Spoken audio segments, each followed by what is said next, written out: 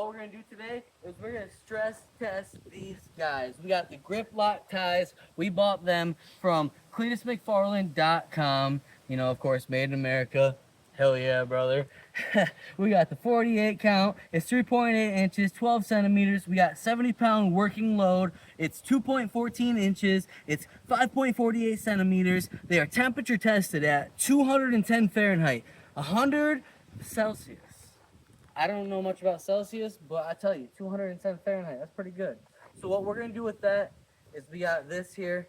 This is gonna be our shackle.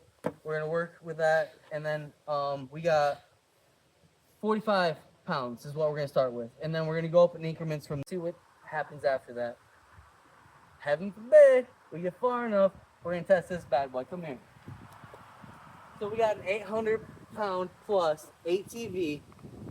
And we're gonna try to lift this guy, see how it works. And I mean, you're just gonna have to figure out, see for yourself.